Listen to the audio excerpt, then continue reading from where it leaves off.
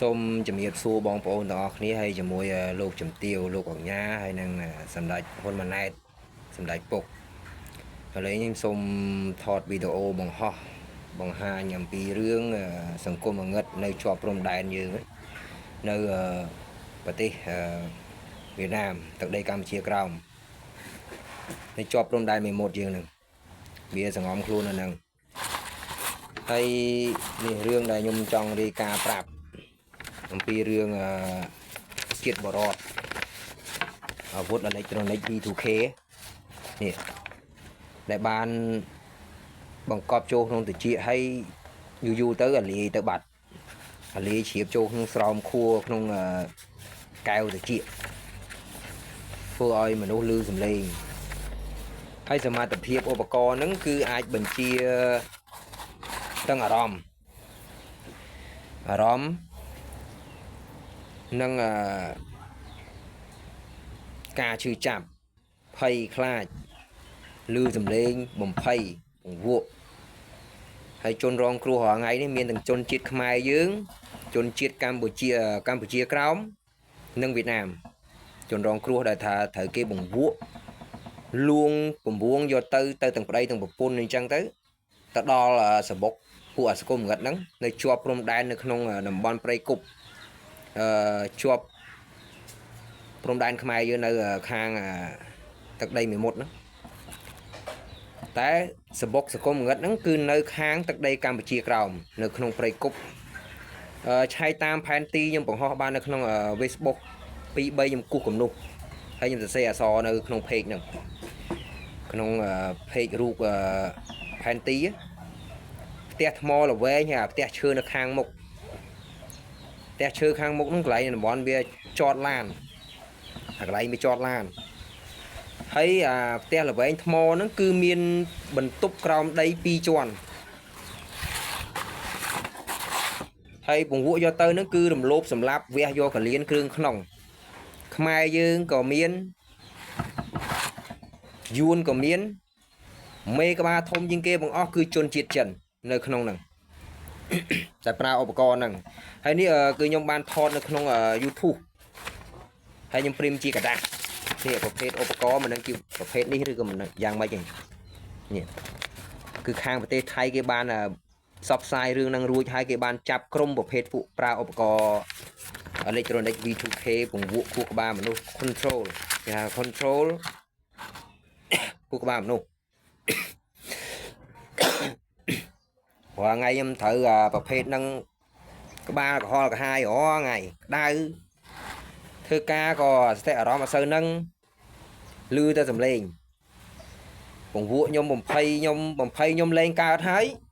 ចាប់ផ្ដើមភ្ជាប់ទៅអារម្មណ៍ការភ័យខ្លាចជនរងគ្រោះហ្នឹងភ្ជាប់ខួរក្បាលជនរងគ្រោះមកខួរក្បាលខ្ញុំហើយខ្ញុំមានអារម្មណ៍ដូចកធាក់ញ័រភ័យប៉ុន្តែគ្រាន់តែចិត្តខ្ញុំផ្ទាល់គឺអត់មានភ័យអីទេព្រោះខ្ញុំដឹងរឿងនឹងពិតប្រាកដអស់ហើយខ្ញុំបានរបៀបកាត់សួរតបវិញជនរងគ្រោះប្រាប់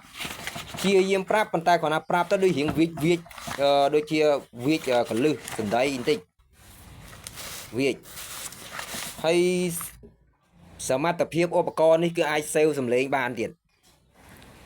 សំឡេងខ្ញុំក៏មាននៅក្នុងហ្នឹង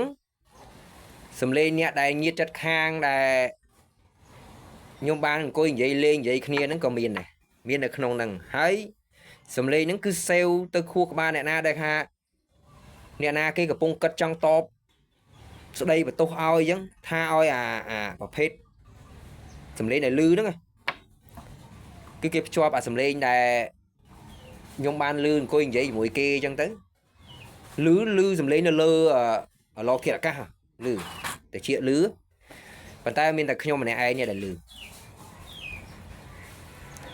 ហើយមានចំនួនច្រើនរឿងថាល្បីនៅខាងប្រទេសថៃនិងអាមេរិក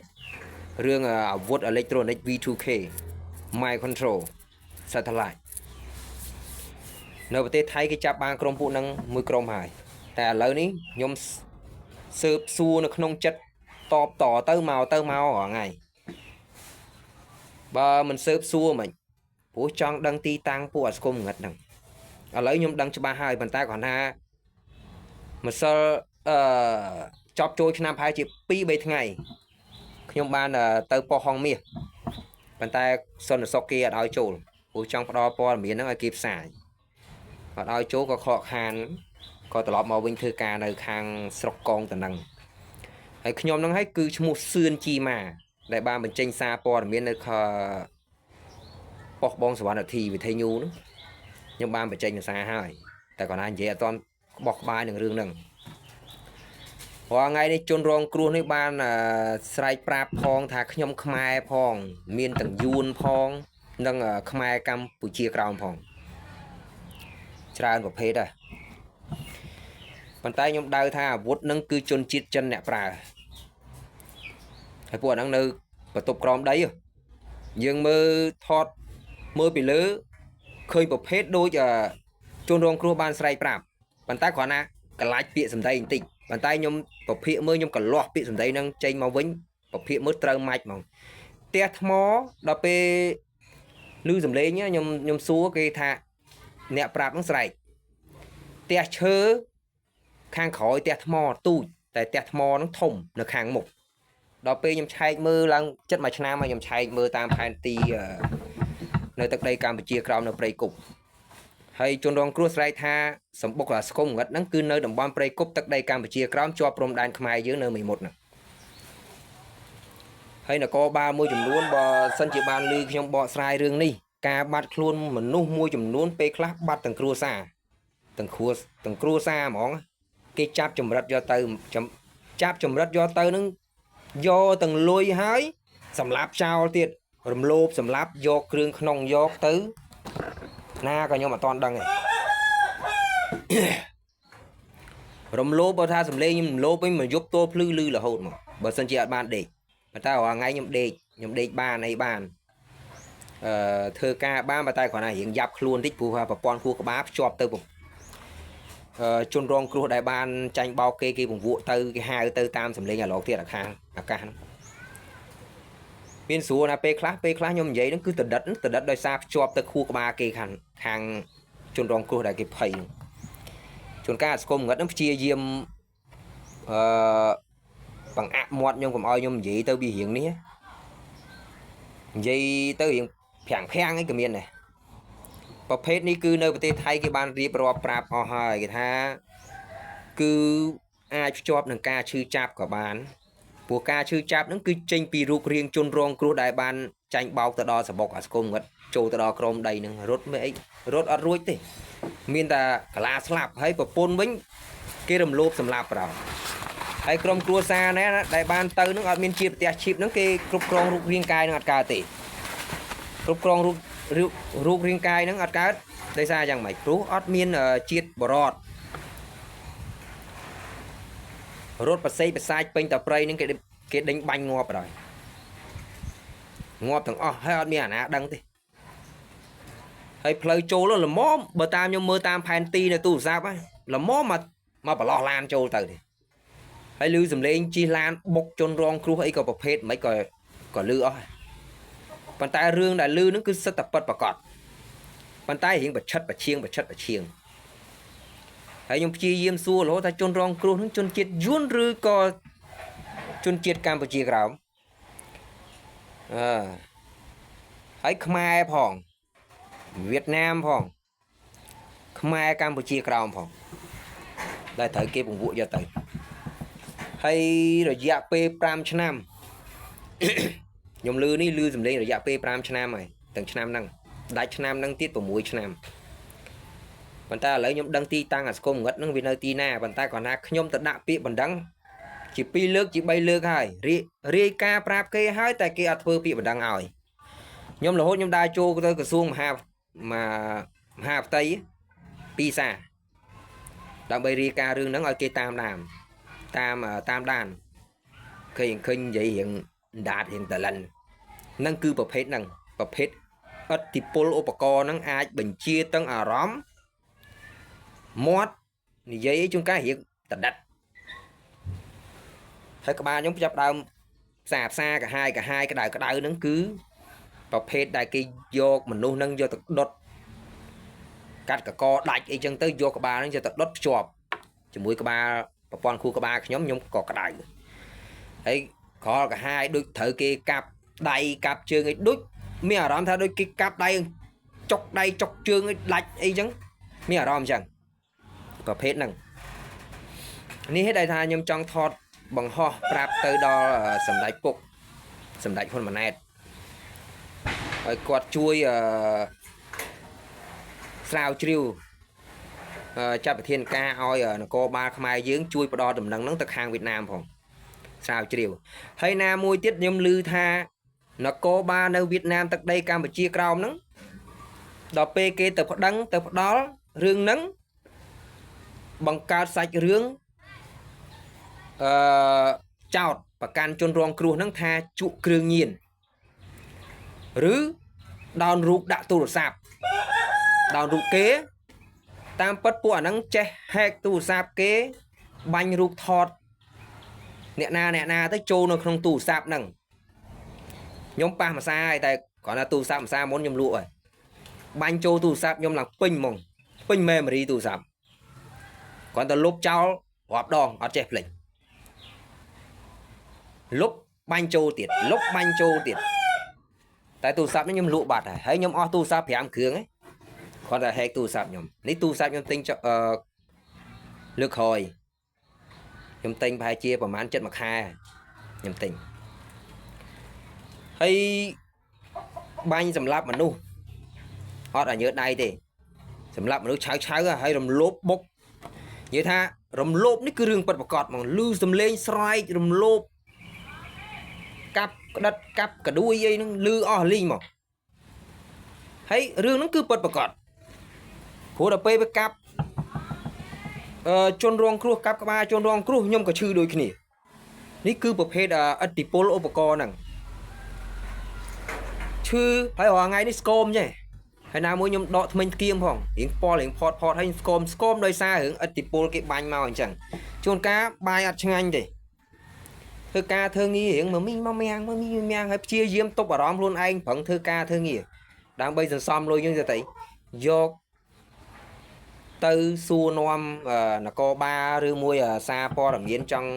ផ្ដល់ព័ត៌មានហ្នឹងឲ្យគេផ្សព្វផ្សាយជួយដល់ជនអ្នកណាដែលគេអត់បានដឹងអត់បានដឹងរឿងហ្នឹងហើយអ្នកខ្លះទៀតឮសំឡេងហ្នឹងដែរតែអត់តន់ដឹងរឿងហ្នឹងច្បាស់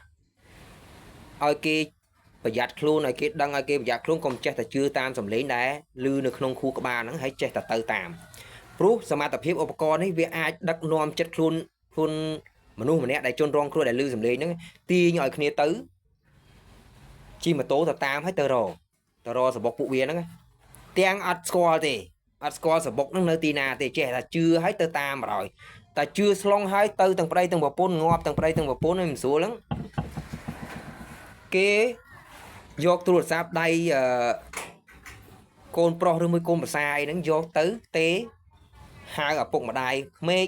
ឬបងប្អូនណាឲ្យលក់ប្លង់ដីយកលុយទៅលួសកូនអានេះវិធីបែបចាប់ចម្រិតនៅវៀតណាមល្បីឮថាចាប់ចម្រិតខ្លាំងមែនតើគឺតំបន់ហ្នឹងហើយគឺអាសង្គមងឹតហ្នឹងហើយណាមួយទៀតឥទ្ធិពលឧបករណ៍នេះអាចសេវសម្លេងសម្ដេចពុកហើយយកសម្លេងសម្ដេចពុកហ្នឹងមកពង្វក់ខួរក្បាលអ្នកដែលជនរងគ្រោះដែលបានត្រូវគេបង្កប់អាជាតិបរតនៅក្នុងតិចក្របវាមូលទូចទេថាស្អីណាមានទោសអីណាគុកក្នុងចិត្តអីណាណៃច្បាប់នឹងចេញមកពីណាដល់ពេលខ្ញុំឮទៅខ្ញុំហួសចិត្តខ្ញុំថាវាមិនដែលមានច្បាប់អីណាគុកក្នុងចិត្តក្នុងអីណាណៃហើយសំលេងសម្ដេចពុកហ្នឹងដូចបេះបិទមកប៉ុន្តែអាសង្គមងឹតហ្នឹងវាចង់ឲ្យថាជនរងគ្រោះដែលឮសំលេងហ្នឹងជឿថាសម្ដេចពុកហ្នឹងគាត់ធ្វើអញ្ចឹងប៉ុន្តែខ្ញុំអត់ជឿព្រោះខ្ញុំមើលភាពផ្ទាល់សម្ដេចពុកអត់អញ្ចឹងទេហើយនឹងសម្ដេចហ៊ុនម៉ាណែតគាត់អត់មានទៅកំណត់ឯណាទៅធ្វើអញ្ចឹងទេអត់មានចិត្តឯណាទៅធ្វើបាបប្រជាជនអញ្ចឹងទេចំណុចនេះដែលខ្ញុំជឿជាក់ថាអាសង្គមងឹតនេះវាហ៊ានយកសម្លេងអាយុរដ្ឋមន្ត្រីយកមកពង្វក់ប្រជាជនខ្មែរនៅប្រទេសកម្ពុជាហ្នឹងហើយនឹងកម្ពុជាក្រោម ហើយរាល់ថ្ងៃនៅប្រទេសវៀតណាមហ្នឹងខ្មែរកម្ពុជាក្រោមបាត់ចំនួនប្រមាណអ្នកអត់មានរឿងក្តីអីណាចេញមកសោះបាត់ទាំងគ្រួសារហ្មងអ្នកណាអត់មានជាតិបរតក្រុមគ្រួសារណាអត់មានជាតិបរតហ្នឹងត្រូវគេពង្ពួកកូននឹងយកទៅហើយគេទេគម្រាមឲ្យទៅលួសយកកូនយកលុយទៅដល់ហើយអត់រួចខ្លួនស្លាប់ទាំងខ្លួនឯងទៀតនៅជាប់ព្រំដែនមេមត់យើងហ្នឹងតំបន់ព្រៃគុកសម្បុកអាស្គុំងឹតហ្នឹងគឺនៅតំបន់ទឹកដីកម្ពុជាក្រោមប៉ុន្តែសង្គមងឹតនេះគឺខ្ញុំបាននិយាយឲ្យថាគឺជនជាតិចិនជាមួយនឹងយួនវេហើយជនជាតិខ្មែរយើងហ្នឹងបើខ្ញុំដៅទៅមានតែ3មុខហ្នឹងទេមិនដឹងជារួមក៏អាចជាមួយអាពួកជនជាតិចិន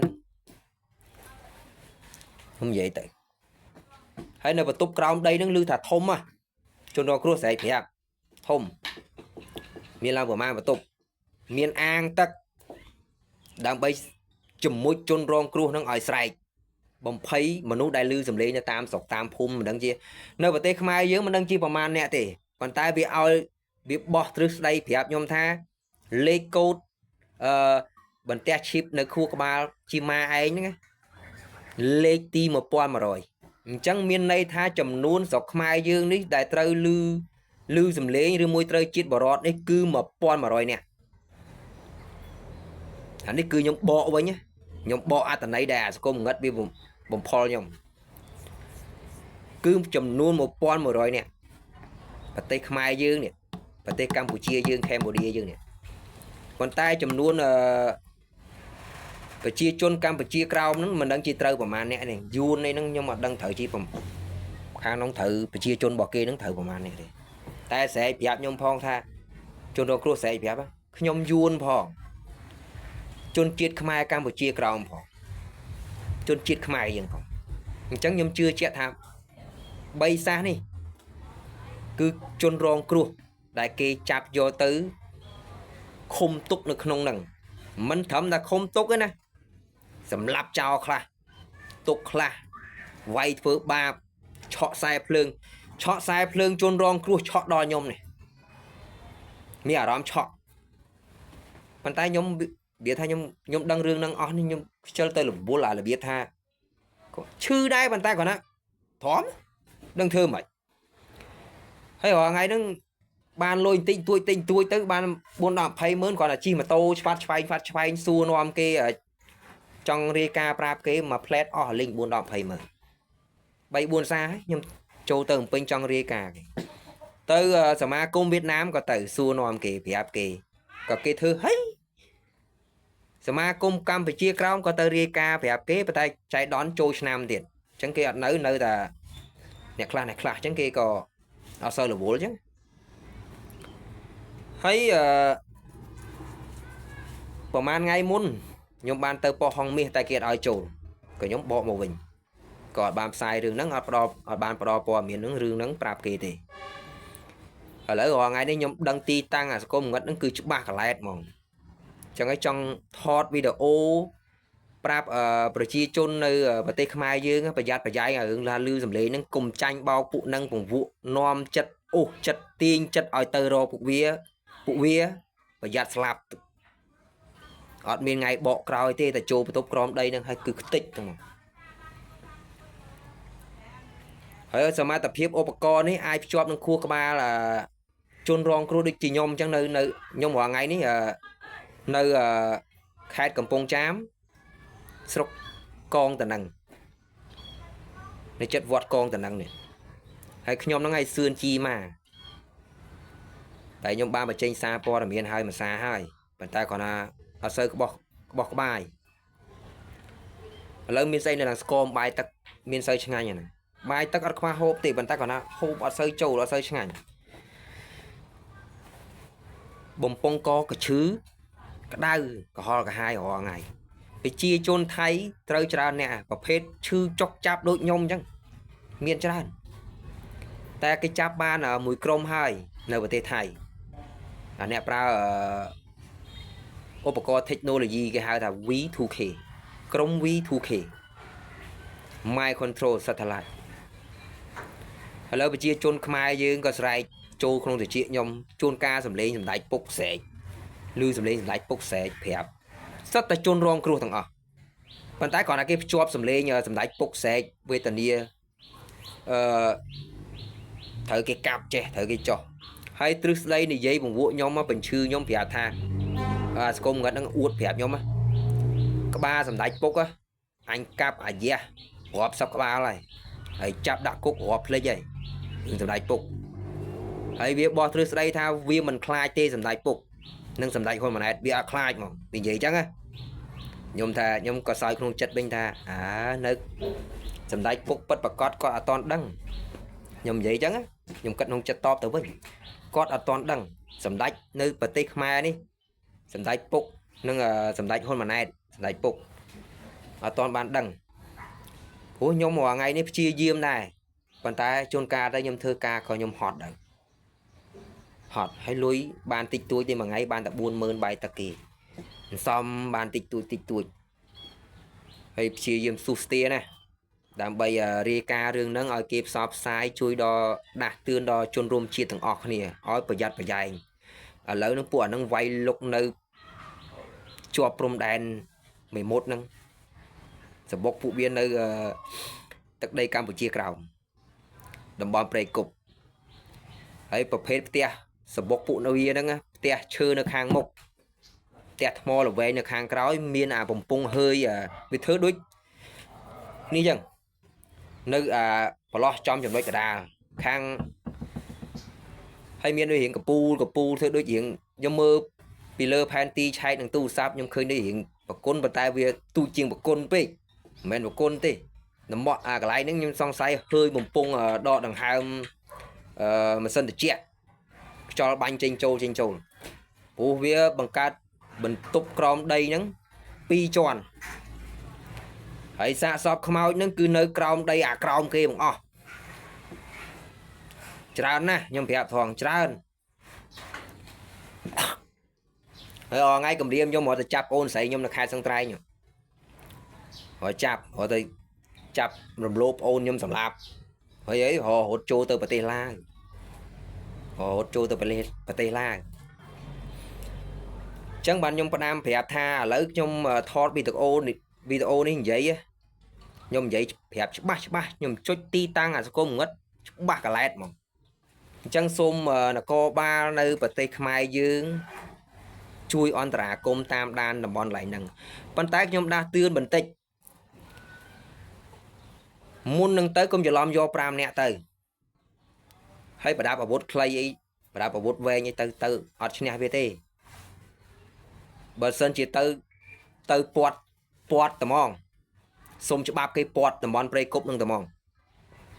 ត្រូវយករក្រោះទៅជាមួយទៀតបានកើតនេះគឺខ្ញុំដាស់តឿនមិនមែនទៅចេះតែ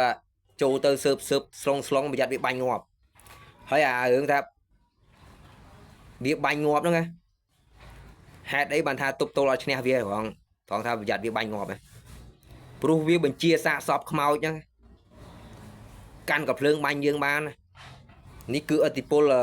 ឧបករណ៍អេឡិចត្រូនិកគ្រប់គ្រងខួរក្បាលមនុស្ស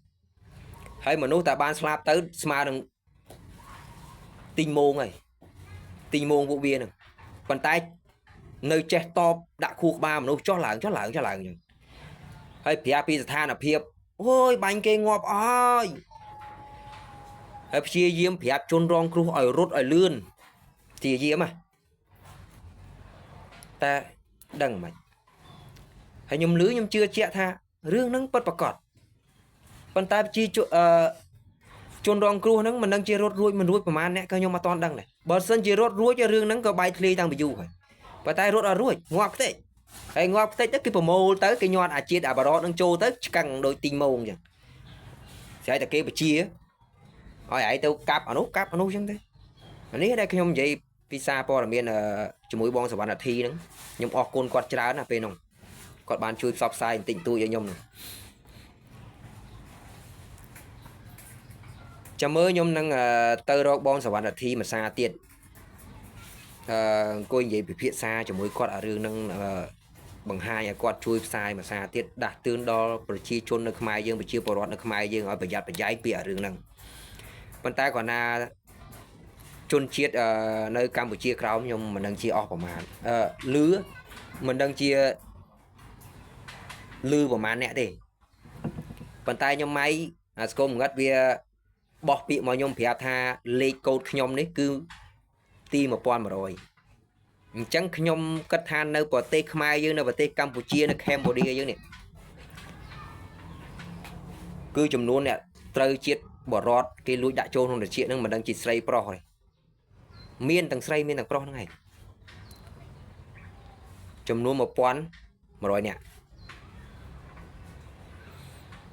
hay là pe nhom thử chiết bỏ rót này cứ nhom trên pi karaoke thử tham cái sọp mà mưa mà mía mà mi mà miệng nha bàn tay nhom đăng luôn pe nhom thử tập liên hiện tích tích tích cái đục nhom vô tập bỏ cho nó một bảy bên hút chọn plei một bảy bên hút nó miên plei trâu được khang không men trâu khang là plei bảy bên hút cái do nhom tập bỏ cho nó kem plei kem smile nữa bàn tay nhom miệng đăng luôn tích tích bao này khơi mà đu pi nè mùi tiếc cả cọ ta con nhom đại trao đằng plei hút do xây đi nhọt trâu được chuyện nhom nâng đợt pe lâm lá hiện plei off hang plei off thay giúp nắng đằng chỉ cả hướng ấy ban mà đi nè nè phải chịu ban mà ngay pi ngay bà nhom đi và phía mưa nó khơi họ nước lang bây giờ bạn nó khơi ồ cái do anh ta chào nằng toàn đăng thà cái do đã xây nông chia và ta còn pe giúp nắng đăng hai thà cái do xây đã trâu được chia bàn tay ngược móc lấy ở liền trong nội đằng nơi sừng cắt cho ba một nữa này để nhung trời chịu bỏ rót cái đại trộn chia hay sao nó nhưng mà đai trâu tơ hang rồi mới tơ cai thì chia thì ở đai cai mà đập pe nhung ban từ lọp tơ và tê lai nhung tinh ô co chọp cho mối tu sạp có đáp khoe ai thì chia miên camera nó thọt mơ mày khơi mau về lìa chiếp ở ba đấy đang trong một năm chiếng pi năm ở lìa tịch ở nữa ấy lưu dùm lên phay phùi tè lỡ róm nó tập phay phùi chắc bên tay còn ai chật nhóm bị ăn phay phùi thì bên tay biết cái chọp khu ba chôn rong cua trâu từ đó sẽ bọc phụ biên này cái chọp trâu mà nhom mà bọc phay bọc buộc cả miên nho sai tật thức nhóm cả nho đi kia tật thức thấy các ba cả ho cả hai cái cặp ở gia ho thằng này khang chôn rong cua thấy róm bỏ dương nó cái chọp trâu mà khu ba nhóm chôn rong cua nó có chọp đăng tăng róm nhóm cất mấy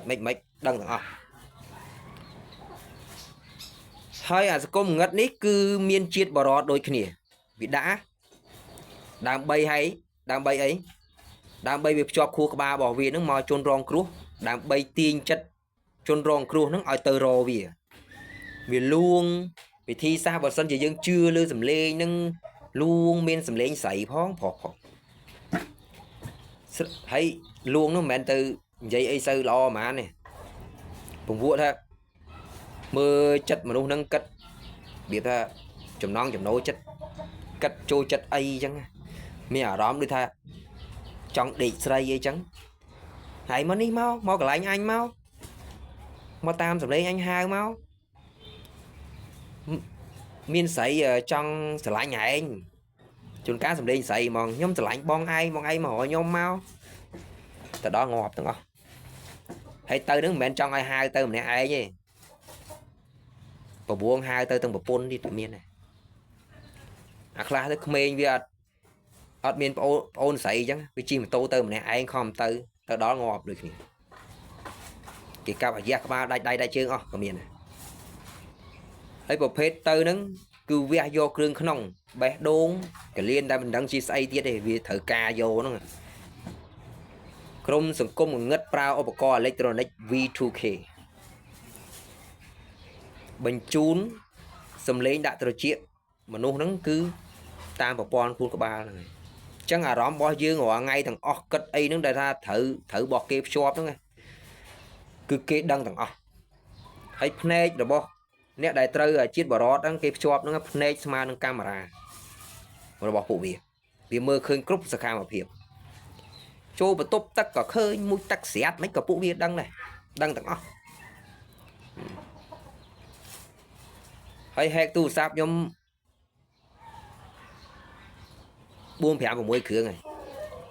ខ្ញុំ format restart ទូរស័ព្ទចោល restart ទូរស័ព្ទចោលខ្ញុំក៏បង្កើត Facebook ថ្មីបង្កើត page Facebook ថ្មីពឹបវាចាប់ផ្ដើម hack ភាសាទៀតគឹបជាប់គ្រាន់តែមិនតន់អីផងដាក់ឈ្មោះសងលេខ្ញុំដាក់ G A នេះចេញសិតតែរូបសម្ដេចអូសឡើងមកសិតតែរូបសម្ដេចមកបង្ខំខ្ញុំថា Facebook នេះប្លែកខ្ញុំលុបភាសាទៀតខ្ញុំដោលភាសាទៀតខ្ញុំភ្ជាប់ថ្មីខ្ញុំសរសេរឈ្មោះថ្មីទៀតចូលទៅ Facebook ហ្នឹងដែរធ្វើអីមិនចេញភ្ជាប់ក៏អត់កើតលេងអីមិនក៏មិនកើតក្តៅកាហាយពេកវាយបែកខ្ទេចបាត់ពីណាទៅហ៊ានលេងភ្ជាប់ទៅអញ្ចឹងហើយ Facebook ហ្នឹងគេ hack បាត់ហើយខ្ញុំចាប់ដើមមកត្រឡប់មកពីប្រទេសឡាវវិញចូលដល់ព្រំដែនប្រជាខ្ញុំប៊ីហែទឹកទៀតប្រជាខ្ញុំទីអារម្មណ៍ខ្ញុំឲ្យភ័យឲ្យខ្លាចគឺព្រួយទុកកង្វល់ខ្លាំងក្បាលខួរក្បាលឡើងនិយាយទៅដឹងដល់ថាខួរក្បាលនៅក្នុងអាលាខ្លួនឯងនេះកម្រើកអាម៉េចដឹងប្រហែលដល់ពេលខួរក្បាលគិតខ្លាំងពេកសុញខ្លាំងពេកអញ្ចឹងបានថាខ្ញុំរាយការណ៍នេះគឺខ្ញុំបានត្រឡប់មកខ្មែរវិញខ្ញុំមើលសារព័ត៌មានសម្ដេចពុកគាត់បានបង្ហោះសារនៅក្នុង YouTube និយាយថាមានគេបានបន្លំ page របស់សម្ដេចពុកខ្ញុំសង្ស័យពួកអាសង្គមហ្នឹងហើយវាអ្នកបន្លំ page ហើយ hack ញុះញង់នៅក្នុងប្រទេសខ្មែរយើងវាប្រើសម្លេងញុះញង់ប្រជាជនខ្មែររបស់យើង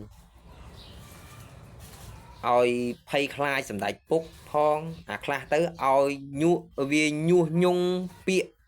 ឲ្យទៅតតាំងនឹងសម្ដេចពុកទៀតក៏មានខ្ញុំនេះត្រូវគ្រប់ប្រភេទវាប្រើធ្វើស្ដីឲ្យខ្ញុំនឹងទៅប្រឆាំងជាមួយសម្ដេចពុកខ្ញុំគិតក្នុងចិត្តខ្លួនឯងខ្ញុំថាហើយមានការងារអីខ្ញុំត្រូវប្រឆាំងជាមួយសម្ដេចពុកខ្ញុំប្រជាជនធម្មតាសាមញ្ញហើយមិនមនុស្សការងារអីធំដុំឯណាជាងបាញ់ថ្នាំសលេចបាញ់ថ្នាំទុកទូហើយខ្ញុំឆ្ងល់ហើយចិត្តខ្ញុំរាល់ថ្ងៃខ្ញុំគោរពសម្ដេចពុកណាស់ប៉ុន្តែពេលបោះឆ្នោតហ្នឹងក៏ខ្ញុំអត់បានទៅបោះឆ្នោតឲ្យសម្ដេចហ៊ុនម៉ាណែត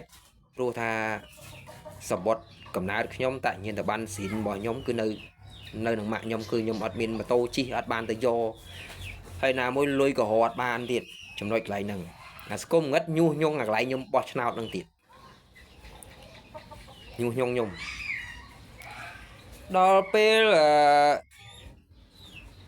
ខ្ញុំដឹងរឿងពួកវាពិតប្រកបវាចាប់ដើមសង្កត់ខ្ញុំកាន់តែខ្លាំងទៅឥឡូវខ្ញុំស្គមជាងមុនឆ្ងាយខ្លួនក៏ក្តៅក្បាលក៏ក្តៅក្រហល់កាហាយត្រូវគេកាប់មិនត្រូវកាប់ក្បាលខ្ញុំឯងកាប់ក្បាលជូនរងគ្រោះមកភ្ជាប់មួយខ្ញុំដូចភ្ជាប់ការឈឺចាប់ភ្ជាប់អីចឹងបានថាខ្ញុំដាស់តឿនទៅប្រជាជនទាំងអស់គ្នានៅនគរបាលនៅប្រទេសខ្មែរយើងគ្រប់ប្រភេទនៅព្រំដែនមេមត់នៅទឹកដីកម្ពុជាក្រោមសូមជួយរាយការណ៍ទៅរឿងហ្នឹងឲ្យទៅដល់ខាងវៀតណាមផងហើយខ្ញុំសង្ស័យថាមាននគរបាលនៅវៀតណាមមួយចំនួន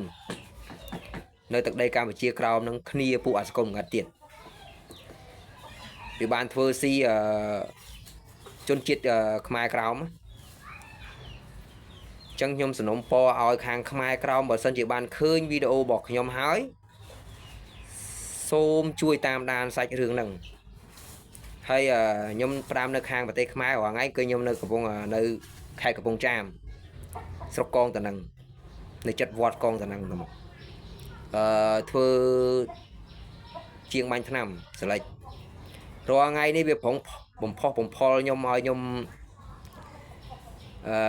ភ័យខ្លាចពួកវាសឡុតខ្ញុំរាល់ថ្ងៃអញ្ចឹងខ្ញុំសូមតំណពរបងប្អូននៅស្រុកខ្មែរយើងនៅប្រទេសកម្ពុជាយើងនេះក៏បានឃើញវីដេអូខ្ញុំបង្ហោះនៅក្នុង YouTube ឬក្នុង Facebook សូមជួយ like ជួយ share មួយម្នាក់មួយមកដាស់តឿនដល់ប្រជាជននៅខ្មែរយើងប្រជាពលរដ្ឋនៅខ្មែរយើងហើយខ្ញុំសូមបសម្ដេចហ៊ុនម៉ាណែតជួយដឹងឮរឿងនេះទប់ស្កាត់រឿងនេះព្រោះរឿងនេះធំណាស់បើទុកយូរទៅប្រហែលជាអាចមានរឿងវែងឆ្ងាយទៀតបើសិនជាមិនកម្ចាត់ពួកអត់ស្គមមិនដឹងទេអត់បានទេអត់កើតទេពួកនឹងញុះញង់សាហាវណាស់ញុះញង់ប្រជាជនខ្មែរយើងនេះអន្តរាយហើយសូមសម្ដេចពុកសូមសម្ដេចពុកជួយចាត់ចែងរឿងហ្នឹងផងសូមឲ្យសម្ដេចពុកជួយដល់ប្រជាជនយើងហើយនឹងប្រជាពលរដ្ឋយើងផងហើយរាយការណ៍ទៅខាងវៀតណាមឲ្យគេជួយចាត់ចែងពាត់ចាប់ពួកហ្នឹងផងព្រោះនៅគៀកព្រំដែនយើងមែនតែនហ្មងសម្ដេចពុកអើយជួយខ្ញុំផងរាល់ថ្ងៃវេទនាឮសំឡេង24ម៉ោងជួនកាលទៅបើសិនជាអត់ដេកគឺ24ម៉ោងប៉ុន្តែរាល់ថ្ងៃខ្ញុំដេកបានអីបានព្រោះថាខ្ញុំអាចទប់សតិអារម្មណ៍ខ្លួនឯងបានអញ្ចឹងសនំពរបងប្អូនទាំងអស់គ្នាដែលបានឃើញវីដេអូនេះជួយ like ជួយ share ទាំងអស់គ្នាឲ្យបងប្អូនយើងនៅប្រទេសខ្មែរឬមួយខាងកម្ពុជាក្រោមឲ្យបានដឹងរឿងនេះតាន់ព្រោះរាល់ថ្ងៃនេះអស់មនុស្សច្រើនណាស់ដែលតាំងពីខ្ញុំចាប់តាឮសំឡេងហ្នឹងតាំងពី2020រហូតមកតាមពិតខ្ញុំត្រូវឮសំឡេងហ្នឹងតាំងពី2019តែវាបិទសំឡេងខ្ញុំអត់សូវឮយូរម្ដងអញ្ចឹងសូមជម្រាបលាបងប្អូនទាំងអស់គ្នាលោកអង្ញាលោកអាយដាមលោកស្រីអ្នកនាងកញ្ញាទាំងអស់គ្នាសូមជួយទាំងអស់គ្នាជួយ share ជួយផ្ដល់រឿងហ្នឹងទាំងអស់គ្នាជួយពិចារណាទាំងអស់គ្នាបងប្អូនហើយគ្រោះថ្នាក់ណាស់អ្នកដែលកាន់អាវុធហ្នឹងវាសម្រាប់មនុស្សឆៅតែមិនដឹងជាយ៉ាងម៉េចដល់ពេលខ្ញុំចាប់ចំណុចអាកន្លែងតំបន់វានៅទឹកដីកម្ពុជាក្រោមសបុករបស់វាបានច្បាស់ហ្នឹងរាល់ថ្ងៃនេះវាធៀមរត់តែរត់ទេហើយវាធៀមរៀបចំជនរងគ្រោះមួយគ្រួសារ2គ្រួសារដើម្បីទទួលរងគ្រោះជំនួសពួកវាហើយពួកហ្នឹងខ្ញុំច្បាស់ជាងគេបំផុតគឺប្រើឧបករណ៍ហ្នឹងយួនវេជាមួយនឹងជនជាតិចិនគេហៅយួនផ្ដាច់ការអញ្ចឹងបងប្អូនទាំងអស់គ្នាខ្ញុំសូមធ្វើវីដេអូតែប៉ុណ្្នឹងចឹងហើយមើលស្អែកខ្ញុំចេញវីដេអូម្ដងទៀតមកคลิปទៀតខ្ញុំចេញរាល់ថ្ងៃហ្មងសូមអង្វរបងប្អូនទាំងអស់គ្នាជួយ share ដាស់តឿនបងប្អូនយើងផងហើយជួយពិចារណាត្រិះរិះគិតរឿងនេះព្រោះថាសង្គមងឹតប្រើឧបករណ៍អេឡិចត្រូនិក V2K នេះកំពុងវាយលុកនៅប្រទេសខ្មែរយើងផងនិងទឹកដីកម្ពុជាក្រោមនិងវៀតណាមសូមអរគុណអ្នកទាំងអស់គ្នាជំរាបលា